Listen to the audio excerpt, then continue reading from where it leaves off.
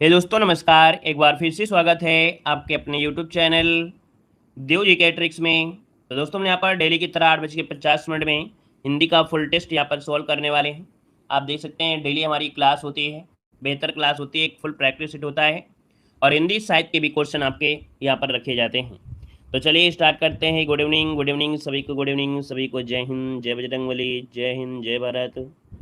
चलिए good evening सभी को, गुड इवनिंग। आवाज़ आ रही है तो थोड़ा सांस दीजिए, मुस्कुरा दीजिए, फिर हम लोग क्लास की स्टार्ट करते हैं। चलिए राम राम राम राम सभी को, राम राम। चलिए तो स्टार्ट किया जाए भाई। चलिए देखिए पहला क्वेश्चन आपसे कह रहा है। अच्छा आज का टारगेट कुछ रख देते हैं, है ना। आज का टारगेट भाई आप लोगों के लिए यहाँ पर आपको रख रहे हैं 35 नंबर, ठीक है। आपको 35 नंबर लेकर दिखाना है। टेस्ट पेपर ज़्यादा कठिन नहीं है, कोई माइनस मार्किंग नहीं है, तो 35 आपको जरूर लाना है, ठीक है। तो चलिए स्टार्ट करते हैं। देखिए पहला क्वेश्चन दिया गया है, आंख शब्द का तत्सम रूप इनमें से बताना है। चलिए बताइएगा आंख का तत्सम क्या होता है। यहाँ पर 1 का ऑप्शन देखिए, काफ़ी लोग जवाब दे रहे हैं। अच्छा प्रयास आपका है, राम राम राम राम। चलिए यहाँ पर देखिए दिया गया है 1 का ऑप्शन डी, जो कि बिल्कुल सही जवाब है। आंख का तत्सम होता है क्या, यहाँ पर अच ही होता है। क्या होता है, अच ही होता है। वैसे भी हमने बताया था खा का परिवर्तन किस में हो जाता है, छा में हो जाता है। मतलब ऑप्शन यहाँ पर जो डी नंबर आपका है वो आपका राइट हो जाएगा, ठीक है ना। आगे बढ़िए, क्वेश्चन दिया गया है साखी शब्द का तत्सम रूप इनमें से क्या है। यहाँ पर जवाब देना है कि साखी शब्द का तत्सम इनमें से क्या होता है। तो साखी का देखिए खा का परिवर्तन क्या हो जाएगा, छा हो जाएगा, और जब छा हो जाएगा तो साखी का क्या हो जाएगा, साची हो जाएगा। मतलब ऑप्शन जिन लोगों ने दिया है यहाँ पर सी नंबर है, उनका जवाब बिल्कुल से सही है। आगे बढ़िए, क्वेश्चन दिया गया है रिक्शा किस भाषा का शब्द है। जवाब देते रहिए सभी लोग, फटाफट जवाब देते रहिए भाई, सबके कमेंट बिल्कुल आना चाहिए। और देख सकते हैं यहाँ पर जो दिया गया है क्या, कि रिक्शा जो आपका है किस भाषा का शब्द है। तो रिक्शा है आपके जापानी भाषा का है। देखिए ऑप्शन यहाँ पर जो बनेगा, यहाँ पर सी नंबर इसका राइट हो जाएगा। रिक्शा जो आपका है ये कैसा है, जापानी भाषा से लिया गया है। आगे बढ़िए, क्वेश्चन दिया गया है उत्थान शब्द में कौन सा शब्द उपसर्ग लगा हुआ है। उत्थान में उपसर्ग पूछा गया है, और उत्थान में उपसर्ग इनमें से क्या बनेगा। क्वेश्चन नंबर 4 दिया है, और 4 की अगर बात करें तो इसे जब तोड़ेंगे तो उत धन थान निकलेगा। अर्थात इसमें से जो आधा ता है वही आधा ता यहाँ पर आपको दिख रहा है, ऑप्शन सी। आपका जवाब बिल्कुल सही है, ऑप्शन सी हो जाएगा। नेक्स्ट क्वेश्चन दिया गया है निम्नलिखित शब्दों में से कौन सा शब्द उपसर्ग रहित है।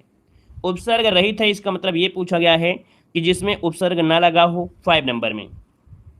चलिए इसमें देखिए अप लगा है, इसमें कहीं ना कहीं आ लगा हुआ है, यहाँ पर अप लगा है, लेकिन इसमें से कोई उपसर्ग आपका नहीं लगा हुआ है। तो ऑप्शन क्या बनेगा, ऑप्शन डी आपने बिल्कुल सही लॉक किया है। आपका जवाब बी हो जाएगा। नेक्स्ट क्वेश्चन दिया गया है निम्न शब्दों में से कौन सी संधि है। यहाँ पर दिया है कि निम्नलिखित शब्दों में से कौन सी संधि है। यहाँ पर जवाब देना है गुड इवनिंग, हर हर महादेव। चलिए देखो दिया गया है महर्षि, तो यहाँ पर जब तोड़ेंगे तो बनेगा महाधन ऋषि, है ना, महाधन ऋषि। तो इसका मतलब है कि यहाँ पर क्वेश्चन नंबर जो 6 दिया गया है वो ऑप्शन यहाँ पर हो जाएगा ए नंबर है, राइट हो जाएगा महर्षि। यहाँ पर आपका स्वर संधि हो जाएगा। आगे बढ़िए, क्वेश्चन दिया गया है स्वागतम में कौन सी संधि है। स्वागतम मतलब सुधन आगतम, स्वागतम। अब आप देख सकते हैं 7 नंबर में। चलिए जवाब दीजिए सभी लोग। यहाँ पर दोस्तों यहाँ पर कह रहे हैं यण संधि बनेगी। 7 का ऑप्शन यहाँ पर बिल्कुल सही है दोस्तों। मैं बताया था वा के साथ या तो या के साथ जब आधा अक्षर लग जाता है तो आपकी यण संधि बनती ही बनती है। तो ऑप्शन देखिए आपका जो आप बी नंबर है वो आपका राइट आंसर हो जाएगा। और अगला क्वेश्चन दिया गया है निम्न शब्दों में से शुद्ध संधि विच्छेद आपको चुनना है। यहाँ पर दिया गया है जगदीश, और जगदीश का जो संधि बनेगा इनमें से क्या बनेगा। क्वेश्चन नंबर 8 का जवाब देना है, और 8 का ऑप्शन देखिए सभी लोगों का जवाब आ रहा है बहुत ही बेहतर तरीके से। और आपका जो जवाब बनेगा जगत धन ईस बनेगा। क्या बनेगा, जगत धन ईस। और यहाँ पर याद रखिए द का परिवर्तन ता में हो जाता है।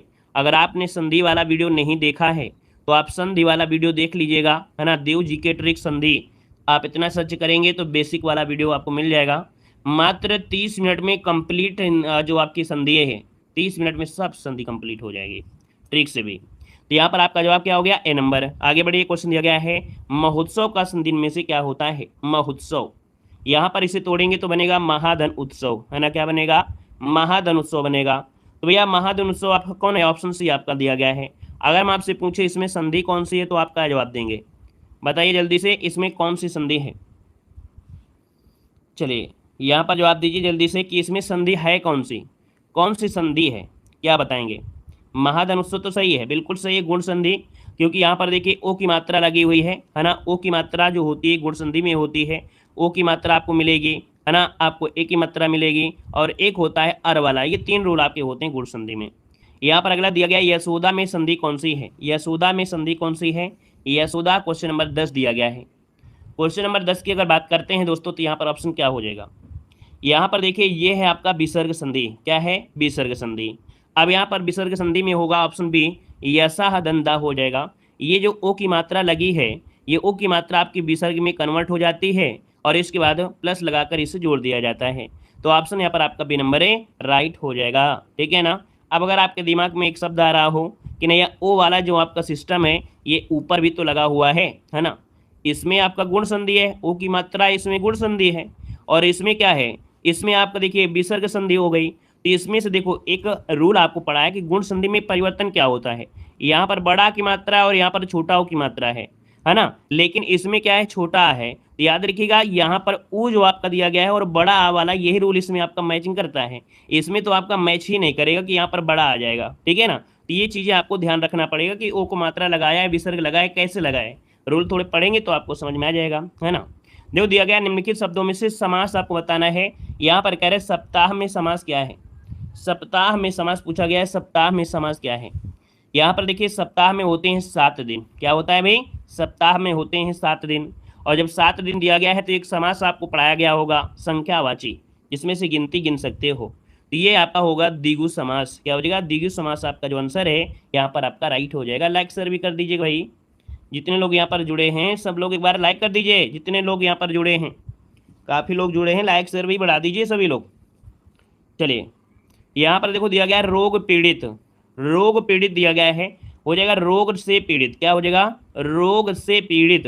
और रोग से पीड़ित मतलब ऑप्शन क्या बनेगा, यहाँ पर आप दोस्तों आपको हो जाएगा डी नंबर ए तत्पुरुष समास, यहाँ पर आंसर है राइट हो जाएगा। आगे बढ़िए, क्वेश्चन दिया गया है कर्मधारय समास निम्नलिखित में से किस शब्द में है, कर्मधारय समास बताइएगा किस में है, चक्रपाणी में, चतुर्युगम में है, नीलोत्पल में है, या मातृभक्त में दिया गया है। क्वेश्चन नंबर 13 देना है, और 13 का ऑप्शन यहाँ पर राइट क्या बनेगा, सी नंबर, वेरी गुड, बिल्कुल सही है। यहाँ पर दोस्तों हो जाएगा नीलोत्पल, जो आपका आंसर है यहाँ पर सी नंबर है राइट हो जाएगा।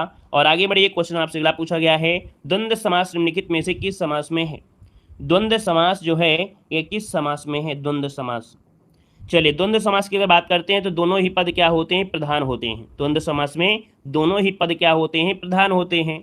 अब जब दोनों पद प्रधान होते हैं, यहाँ पर देख सकते हैं जय पराजय, जय पराजय, यही आंसर हो जाएगा, क्योंकि यहाँ पर जय है फिर पराजय है, एक दूसरे के विलोम होते हैं। आपका आंसर यहीं से आपका राइट हो जाएगा। आगे बढ़िए, क्वेश्चन दिया गया है द्विगु समास निम्नलिखित में से किस शब्द में है, द्विगु शब्द समास पूछा गया है, अर्थात संख्यावाची है। यहाँ पर संख्यावाची दिया गया है क्या, नीलांबर है, चिड़ीमार है, चौराहा है, रुपया पैसा है। और चौराहा में भैया क्या होता है, चौराहे में क्या होते हैं, यहाँ पर 4 रोड निकली होती हैं, इधर भी जा सकते हैं इधर भी जा सकते हैं, वही चौराहा, अर्थात ऑप्शन सी राइट हो गया। अगला क्वेश्चन है दावाग्नि शब्द का अर्थ इनमें से क्या होता है। चलिए जवाब देना है, दावाग्नि का सही अर्थ इनमें से क्या होता है, दावाग्नि। चलिए दानव लोग रहते हैं जंगल में, है ना, और जंगल में जब आग लगती है तो दानव कहाँ भगेंगे, गांव की तरफ भगेंगे, अर्थात जंगल में लगने वाली आग को बोलते हैं क्या, यहाँ पर है दावानल बोलते हैं। ऑप्शन आपका सी हो जाएगा राइट।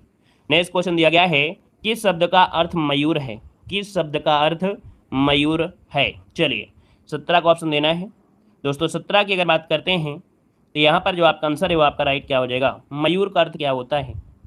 चलिए मयूर का अर्थ दोस्तों याद रखिएगा, सुंदर पंखों वाली लंबी पूंछ, मतलब दोस्तों यहाँ पर हो जाएगा केकी, क्या होता है, केकी, नोट करिएगा, केकी, केकी मतलब होता है सुंदर पंखों वाली लंबी पूंछ, ठीक है, सुंदर पंखों वाली लंबी पूंछ उसे बोलते हैं केकी। ये आपका है ऑप्शन ए नंबर राइट बनेगा। आगे बढ़िए, क्वेश्चन आपसे दिया गया है कि पुरंदर शब्द का प्रयोग किसके लिए होता है, पुरंदर शब्द का जो प्रयोग होता है वो किसके लिए होता है। चलिए पुरंदर का अगर बात करें तो क्या हो जाएगा, केकड़ी नहीं है भाई, केकी लिखा था, केकड़ी नहीं लिखा है, क्योंकि क्लास में कोई केकड़ी भी रहता है, चिढ़ाया करते हैं बच्चे, पता नहीं किसी को आवा करते हैं केकड़ी, दीपिका केकड़ी शायद बोला करते हैं। चलिए यहाँ पर देखो दिया पुरंदर शब्द का प्रयोग किसके लिए होता है।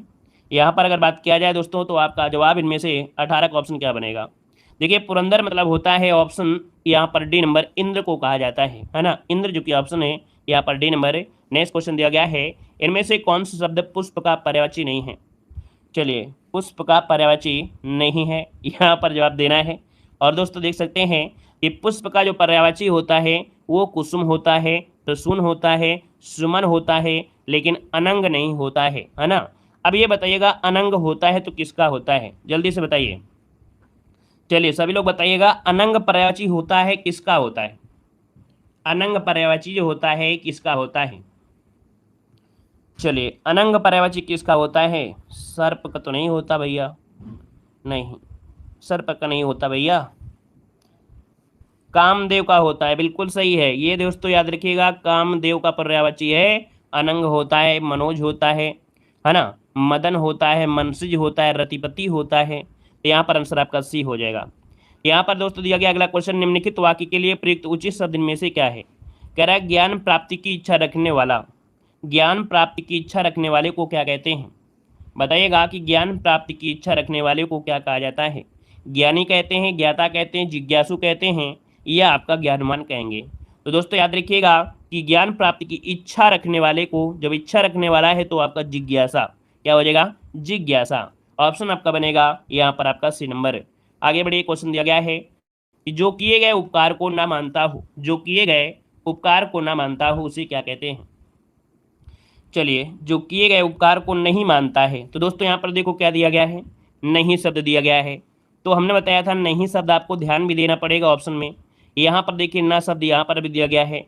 तो किए गए उपकार को ना मानने वाले को कृतज्ञ कहते हैं, और किए गए उपकार को मानने वाले को कृतज्ञ कहते हैं, है ना। तो ऑप्शन क्या बनेगा यहाँ पर नंबर ए राइट हो जाएगा। आगे बढ़िए, क्वेश्चन दिया गया है कि जो हर समय दूसरों के दोष खोजता हो, जो हर समय दूसरों के दोष खोजता हो उसे क्या कहते हैं।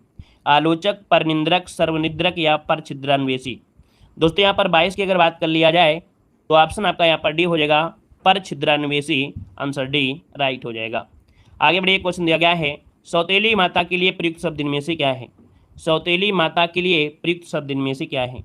सौतेली माता, दोस्तों यहाँ पर सौतेली माता जो होती है उसे विमाता कहते हैं, कुमाता कहते हैं, जामाता कहते हैं या सुमाता कहते हैं। तो कुछ लोग तो कहेंगे जामाता, जमाता नहीं कहेंगे भाई। यहाँ पर दोस्तों याद रखिएगा कि सौतेली माता को वी माता कहा जाता है, क्या कहते हैं, वी माता। या पर आंसर जो आपका बनेगा वो आपका ए नंबर इसका राइट हो जाएगा। और आगे बढ़िए, क्वेश्चन आपसे दिया गया है कि जिसे जीता ना जा सके। चलिए बताइएगा कि जिसे जीता ना जा सके उसे क्या कहते हैं। जवाब देते रहिए, फटाफट जवाब देते रहिए सभी लोग। और यहाँ पर दोस्तों दिया गया है, यहाँ पर जिसे जीता ना जा सके उसे कहते हैं ऑप्शन डी, याद रखिए दुर्जेय। क्या कहते हैं, दुर्जेय। यहाँ पर जो ऑप्शन बनेगा आपका वो आपका डी वाला राइट आंसर इसका हो जाएगा, सी नहीं है। यहाँ पर दोस्तों यहाँ पर दुर्जेय होता है, ये अजय मतलब होता है अमर, है ना, जो अमर हो जाता है उसे कहते हैं। लेकिन यहाँ पर क्या है, जिसे जीता ना जा सके तो उसे दुर्जेय कहते हैं। आगे बढ़िए, क्वेश्चन दिया गया है कि जो इंद्रियों से परे हो उसे क्या कहते हैं। जो इंद्रियों से परे हो उसे क्या कहते हैं। यहाँ पर क्वेश्चन नंबर 25 देना है, और 25 का भी ऑप्शन देखिए यहाँ पर आ रहा है। सॉरी गड़बड़ हो गया क्या, रुकिए एक मिनट, एक मिनट, एक मिनट, एक मिनट, एक मिनट, एक मिनट। जिसे जीता ना जा सके दोस्तों अजय ही इसका आंसर होगा। ठीक है, देखिए आप लोगों ने सबने सही किया था, हमसे ही गलती हो रही थी। यहाँ पर जो आपने सही किया है सी वाला ऑप्शन वही सही है आंसर, 24 में सी वाला ही सही है, माफ़ करिएगा हमें से गलत हो गया था। ठीक है ना, चलिए यहाँ पर सी लगा लीजिएगा, सबने सी लगाया है, ठीक है, हमें से गलती हुई थी। चलिए क्वेश्चन नंबर आपसे दिया गया है क्या, 25 नंबर है, जो इंद्रियों से परे हो उसे क्या कहेंगे। चलिए जो इंद्रियों से परे हो उसे क्या कहते हैं। दोस्तों यहाँ पर जो आपका आंसर हो जाएगा क्या हो जाएगा, यहाँ पर आंसर देखिए, जो इंद्रियों से परे हो ये होता है अगोचर, इसे कहते हैं अगोचर। बिल्कुल सही जवाब इसका जाएगा अगोचर हो जाएगा। ठीक है ना, यहाँ पर आगे बढ़िएगा, कह रहा आपसे रिक्त स्थान की पूर्ति करना है, ताजमहल का अद्भुत नमूना है। चलिए ताजमहल वाले जितने भी हैं कमेंट करें फटाफट, यहाँ पर जिनको ताजमहल बनवाना हो वो भी कमेंट करते रहें। चलिए ताजमहल अद्भुत नमूना है, तो भैया किसका नमूना है। तो याद रखिएगा ताजमहल जो आपका है वो स्थापत्य कला का नमूना है। ऑप्शन आपका डी नंबर इसका राइट हो जाएगा। नेक्स्ट क्वेश्चन की अगर बात करें, क्वेश्चन दिया गया है ईश्वर की कृपा से मूक भी हो सकता है। ईश्वर की कृपा से मूक भी हो सकता है, मूक मतलब जो बोल नहीं पाता है। तो भैया ईश्वर की अगर कृपा हुई तो वो क्या करने लगेगा, वाचाल अर्थात तो बोलने लगेगा। तो ऑप्शन क्या होगा, यहाँ पर सी आपका जवाब बिल्कुल राइट हो जाएगा। आगे बढ़ लेते हैं, अगला क्वेश्चन दिया गया है मंदिर में मिलता है, तो मंदिर में मिलता है प्रसाद, और प्रसाद जो लिखा जाएगा किस प्रकार से सही लिख सकते हैं। मंदिर में प्रसाद मिलता है तो ऑप्शन देखिए डी वाला यहाँ पर ऑप्शन आपका राइट हो जाएगा। ये प्रसाद आपको बिल्कुल ओरिजिनल प्रसाद आपका है, ऑप्शन डी यहाँ पर राइट हो जाएगा, है ना। और आगे बढ़ लेते हैं, अगला क्वेश्चन आपसे दिया गया है मनुष्य एक प्राणी है, मनुष्य एक सामाजिक प्रणाली है, मतलब प्राणी है या ऐतिहासिक प्राणी है। तो आप कहेंगे जो मनुष्य एक सामाजिक प्राणी है, तो यहाँ पर आंसर आपका जो पहला है वही आपका आंसर है, यहाँ पर राइट हो जाएगा, है ना। आगे बढ़ लेते हैं, अगला क्वेश्चन दिया गया है राम कलम से लिखता है वाक्य में किस कारक का प्रयोग हुआ है। राम कलम से लिखता है, तो यहाँ पर देखिए 30 नंबर आपका क्या बनेगा। चलिए यहाँ पर देखिए आपका आंसर क्या हो जाएगा, करण से के द्वारा, है ना, से द्वारा या कह सकते कलम के द्वारा या कह सकते से। तो यहाँ पर जो आंसर है वो आपका करण यहाँ पर आंसर है, राइट हो जाएगा। आगे बढ़िए, क्वेश्चन दिया गया है जो विद्वान होते हैं वे विनयी होते हैं, है ना, मतलब जो विद्वान होते हैं विनयी होते हैं। इसका वाक्य पूछा है कि जो वाक्य है कैसा वाक्य है। यहाँ पर ये जो वाक्य है दोस्तों कैसा है, सरल है, मिश्र है, संयुक्त है या इनमें से कोई नहीं। एक शब्द तो यहीं से आपको दिख रहा है 31 वाले में, है ना, कि यहाँ पर दोस्तों जो दिया है और यहाँ पर कॉमा भी दिया है, जो विद्वान होते हैं वे विजयी होते हैं, ये ऑप्शन बी वाला पर जाएगा, मिश्र वाक्य आपका आंसर हो जाएगा। दोस्तों मिश्र वाक्य की पहचान आपको मालूम होगा कि आपको यहाँ पर की मिलेगा, जो मिल सकता है ना, क्योंकि मिल सकता है, क्या मिलेगा, क्योंकि शब्द भी आपको मिलेगा, जितना मिलेगा उतना मिलेगा, जैसा वैसा, जब तब, जहाँ वहाँ, जिधर उधर, आदि, तो, इद्यति, पद्यति, ये सब जो आपके आते हैं ये आपके मिश्र में आते हैं। ठीक है, आगे बढ़िए, क्वेश्चन दिया गया है कह रहा आपसे निम्नलिखित वाक्यों में से शुद्ध वाक्य का चयन करना है। तो भैया कह रहा है विजय लिखती लिखती सो गया, ऐसा तो बन नहीं रहा है कि विजय लिखती लिखती सो गया, ये नहीं बनेगा। दूसरा देखते हैं, यहाँ पर कह रहा है विजय लिखते लिखते सो गया, कहीं है, यहाँ पर ऑप्शन डी पर अगर देखेंगे आप लोग कि विजय लिखते लिखते सो गया, तो यही आपका जवाब बिल्कुल से राइट हो जाएगा, मतलब ऑप्शन डी हो जाएगा। यहाँ पर पुल्लिंग के अनुसार ये आपको क्रिया भी देखना है। यहाँ पर दिया है निम्न वाक्यों में से शुद्ध वाक्य का चयन करना है, क्वेश्चन नंबर 33 दिया गया है। और 33 की अगर बात करते हैं तो बस नदी पर गिर पड़ी, बस नदी पर गिर पड़ी। अच्छा, बस नदी पर, देखो नदी में होता है ना, नदी में होता है, तो यहाँ पर आंसर आपका डी हो जाएगा, बस नदी में गिर पड़ी। ऑप्शन आपका यहाँ पर दोस्तों याद रखिएगा डी नंबर है, राइट हो जाएगा। ठीक है, अब कुछ लोग बी लगा रहे हैं, तो बी कैसे होगा, में और पर दोनों साथ एक साथ थोड़ा लगेंगे, है ना। यहाँ पर आगे बढ़िए, क्वेश्चन दिया गया है कह रहा आपसे यहाँ पर मुख मयंक सम मंजू मनोहर में अलंकार कौन सा है। मुख मयंक सम मंजू मनोहर में अलंकार पूछा गया है। दोस्तों 34 नंबर की अगर बात करें तो यहाँ पर आंसर है आपका क्या हो जाएगा, मुख। देखो एक सबसे पहली बात यहाँ पर देखो क्या दिया गया है, सम दिया गया है, और सम से ही आपको यहाँ पर देखिए उपमा अलंकार आपका हो जाएगा, कोई सोचने का दिक्कत थोड़ा है। यहाँ पर जो आपका उपमा अलंकार है वो आपका आंसर है, राइट हो जाएगा। नेक्स्ट क्वेश्चन दिया गया है कह रहा आपसे जहाँ कोई शब्द एक बार प्रयुक्त हो किंतु प्रसंग भेद से उसके एक से अधिक अर्थ हो, वहाँ पर अलंकार क्या होता है। जहाँ कोई शब्द एक बार देखो प्रयुक्त हो रहा है किंतु प्रसंग भेद उसके क्या है, एक से अधिक अर्थ हो रहे हैं, तो ऐसी स्थिति में क्या होता है, यहाँ पर श्लेष अलंकार होता है, शब्द एक अर्थ नेक, है ना। तो आपका जवाब हो गया यहाँ पर ए नंबर। नेक्स्ट क्वेश्चन दिया गया है कि अंबर पनघट में डुबो रही तारा घट उषा नागरी में कौन सा अलंकार है। चलिए, अंबर पनघट में डुबो रही तारा घट उषा नागरी में कौन सा अलंकार है। दोस्तों 36 की अगर बात करें तो यहाँ पर देखो ये हो जाएगा आपका उषा नागरी दिया गया है। उषा नगरी में दोस्तों उपमेय और उपमान एक साथ दिए गए हैं, और जब उपमेय और उपमान एक साथ होता है दोस्तों वहां पर रूपक अलंकार इसमें से राइट हो जाएगा। 36 को ऑप्शन बनेगा यहाँ पर आपका कौन सा, ए नंबर हो जाएगा। आगे बढ़िए, क्वेश्चन दिया गया है कह रहा आपसे या अनुरागी चित्त की गति समझे नहीं कोई, ज्यों ज्यों बूढ़े श्याम रंग त्यों त्यों उज्जवल होए। यहाँ पर अलंकार आपसे पूछा गया है। दोस्तों यहाँ पर देखो एक शब्द दिया गया है ज्यों ज्यों बूढ़ा हो रहा है ना, ज्यों ज्यों बूढ़े हो रहे हैं वैसे वैसे श्याम रंग हो रहा है, और त्यों त्यों क्या हो रहा है, उज्जवल हो रहा है। भैया यहाँ पर श्याम दिया और यहाँ पर क्या दिया गया, उज्जवल दे रहा है, मतलब एक दूसरे के क्या हो रहे हैं, यहाँ पर विरोध कर रहे हैं, तो एक दूसरे के विरोध हो रहे हैं, अर्थात यहाँ पर क्या हो जाएगा, विरोधाभास आपका आंसर है, राइट हो जाएगा। आगे बढ़िए, क्वेश्चन दिया गया है कनक कनकते 100 गुनी मादकतादिकाय वही खाए बौरात नर ये पाए बौराए, है ना। ज़्यादा सोना मिल जाए, ज़्यादा खाना मिल जाए, कुछ भी मिल जाए, मतलब ज़्यादा चीज़ जो होती है बेकार ही होती है ना। उस व्यक्ति को या तो पागल बना देगी या तो कुछ भी कर सकते हैं। ऐसे पाप भी होते हैं, जैसे ज़्यादा पाप होंगे उसका परिणाम भी वैसे ही होगा। तो दोस्तों यहाँ पर देखिए 38 का जो ऑप्शन दिया गया है वो आपका यहाँ पर जवाब हो जाएगा यमक अलंकार हो जाएगा, कनक कनक एक साथ भी आपको मिलेगा। यहाँ पर आगे बढ़िए क्वेश्चन दिया गया है, रहमन पानी राखिए बिन पानी सब सुन, और पानी गए न उबरे मोती मानुष चुन। इसको तो आपने हमेशा राह चलते क्वेश्चन पढ़ा भी होगा। देखिए पानी शब्द यहाँ पर दिया है और इस पानी के 3 अर्थ भी यहाँ पर दिए हैं, मोती, मनुष्य और यहाँ पर आपका चून। तो भैया आप देख सकते हैं कि मोती है ना, यहाँ पर मानुष और चून तीनों के अर्थ यहाँ पर आपके निकलेंगे, तो यहाँ पर आपका श्लेष अलंकार आपका राइट हो जाएगा, है ना। यहाँ पर अगला क्वेश्चन दिया गया है, श्रृंगार रस का स्थायी भाव पूछा गया है, और कुछ लोग यहाँ पर इतने अच्छे लोग हैं कि जवाब पहले ही से यहाँ पर दे चुके हैं। यहाँ पर देख सकते हैं कि श्रृंगार रस का जो स्थायी भाव होता है वो होता है दोस्तों रति होता है, रति मतलब प्रेम, है ना। तो ऑप्शन आपका डी हो जाएगा राइट। नेक्स्ट क्वेश्चन दिया गया है, विभत्स रस का स्थायी भाव इनमें से कौन सा है। विभत्स रस का स्थायी भाव पूछा गया है, और दोस्तों 41 का ऑप्शन इनमें से क्या हो जाएगा, जुगुप्सा आपका आंसर, आपका ये नंबर है राइट हो जाएगा, जुगुप्सा हो जाएगा। नेक्स्ट क्वेश्चन दिया गया है कि भरत मुनि ने कितने रसों की चर्चा अपने नाट्य शास्त्र में किया है।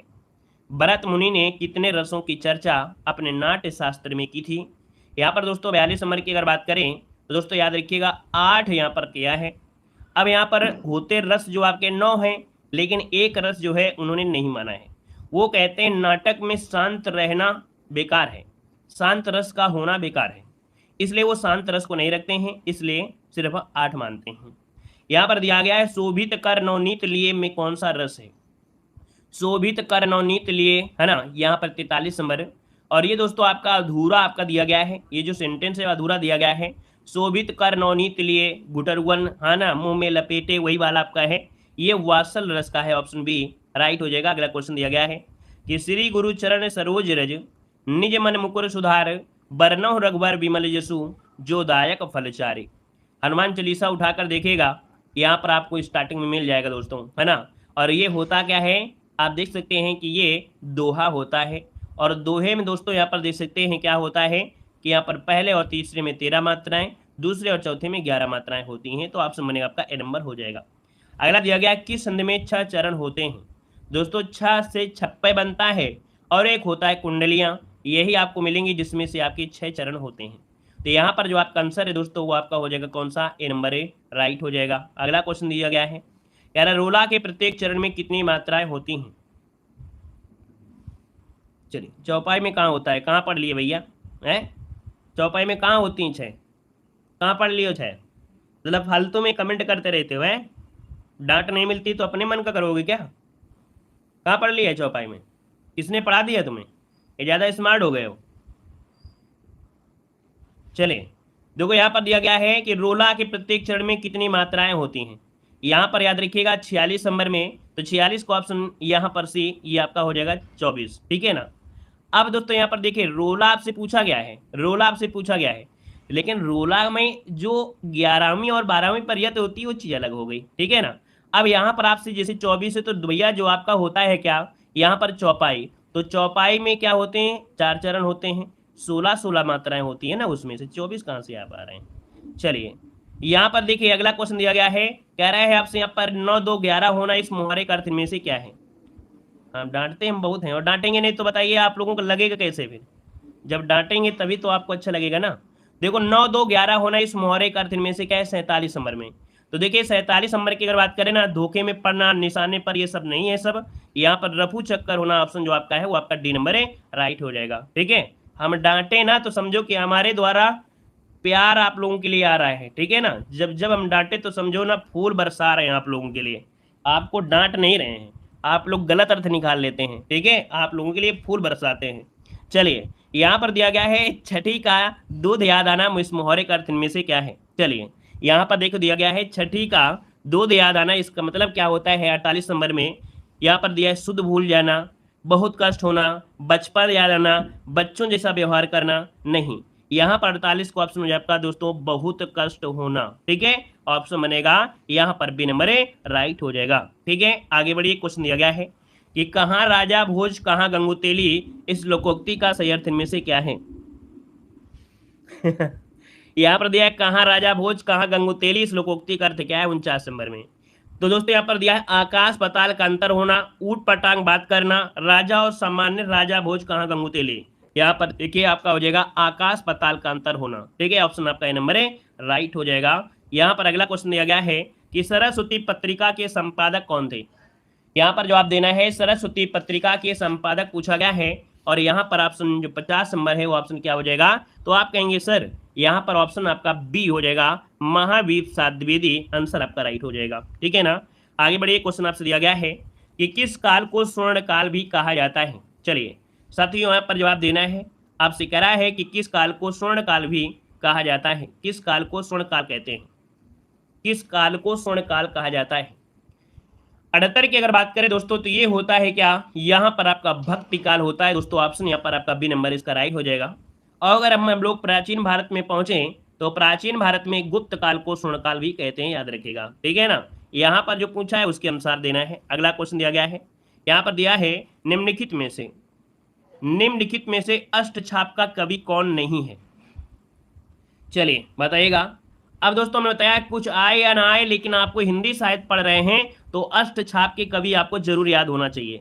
सूरदास, कुम्भनदास, परमानंदास, कृष्णदास, नंददास, छीत स्वामी, गोविंद स्वामी, चतुर्भुज स्वामी, है ना, ये आपके हैं। तो आप देख सकते हैं यहाँ पर नाम किसका हमने नहीं लिया है, तो आपके मलूक दास को नहीं लिया है। अच्छा, याद करने के एक तरीका बहुत आसान है, क्या, यहाँ पर भगवान कृष्ण को आप लोग जानते होंगे, है ना। भगवान कृष्ण की पूजा कौन करते थे, आपके सूरदास करते थे, है ना, सूरदास करते थे। अब दोस्तों यहाँ पर देखिए सूरदास तो आपके हैं भी, है ना, और कृष्णदास भी हो गए, कृष्णदास भी हो गए, और कृष्ण भगवान को नंद भी कहते थे, नंददास भी हो गए, है ना, नंददास भी हो गए। कृष्ण भगवान ने क्या किया था कि वो जो पहाड़ उठा लिया था छाता की तरह, तो भैया छाता से हो जाएगा छीत स्वामी, क्या हो जाएगा, छीत स्वामी। इनको चतुर्भुज रूप में भी आपने देखा होगा, और इनको हर गोविंदा हर गोपाला भी कहते हैं, तो भैया गोविंद स्वामी भी हो गया। कितने अच्छे अच्छे नाम है, कितने प्यारे नाम है। कभी अकेले में शांति भावना से देखना पढ़ना तो बहुत आसान लगेगा, और लगेगा कि भगवान कृष्ण के अवतार की बात हो रही है, वही आठों आपके हैं, ठीक है। तो याद रहेगा, आगे बढ़िएगा। कह रहे निम्नलिखित में से कौन सा एक उपन्यास जैनेन्द्र द्वारा रचित है, बताइए कौन सा एक उपन्यास जैनेन्द्र के द्वारा रचित है। यहाँ पर दोस्तों 80 नंबर की अगर बात करें तो ऑप्शन में से क्या हो जाएगा, तो दोस्तों ये है आपका परख, ये आपका उपन्यास है जो कि जैनेन्द्र के द्वारा आपका है ना। वैसे इनके और भी उपन्यास हैं जैसे सुनीता, त्यागपत्र, कल्याणी, सुखदा, व्यतीत, काफी हैं। यहाँ पर अगला क्वेश्चन दिया गया है, हिंदी गद्य का जन्मदाता किसको माना जाता है, हिंदी गद्य का जन्मदाता किसको माना जाता है। यहाँ पर दोस्तों अगर बात करें 81 नंबर में, तो 81 का जो ऑप्शन बनेगा वो आपका सी हो जाएगा भारतेंदु हरिश्चंद्र, ठीक है, भारतेंदु हरिश्चंद्र इसका आंसर जो आपका है यहाँ पर राइट हो जाएगा। और अगला क्वेश्चन दिया गया है, गीतांजलि के रचयिता कौन है, गीतांजलि के रचयिता पूछा गया है 82 नंबर में, और गीतांजलि के रचयिता दोस्तों इनमें से क्या हो जाएंगे, रविन्द्रनाथ टैगोर, आपका जो आंसर है यहाँ पर राइट हो जाएगा। आगे बढ़ते क्वेश्चन दिया गया है, सूरदास की भक्ति भावना कैसी है। यहाँ पर दोस्तों देख सकते हैं जो सूरदास की भक्ति भावना है वो आपकी कैसी थी। तो दोस्तों याद रखिए सूरदास की जो भक्ति भावना थी वो हमेशा सखा भाव की थी, या यहाँ पर दास्य भाव की। यहाँ पर देखो सूरदास पूछा गया है, ठीक है, क्या सूरदास पूछा गया है। हम यहाँ पर अगर तुलसीदास बोल देते हैं भैया तुलसीदास, तो तुलसीदास कहते हैं आप लोग दास भाव के। तो दोनों में क्या होता है, थोड़ा ध्यान देना पड़ता है। तुलसीदास यहाँ पर दास होते हैं और सूरदास यहाँ पर सखा हो जाते हैं, ठीक है ना। अगला क्वेश्चन दिया गया है कि आधा गांव उपन्यास के लेखक कौन है, आधा गांव उपन्यास के लेखक कौन है।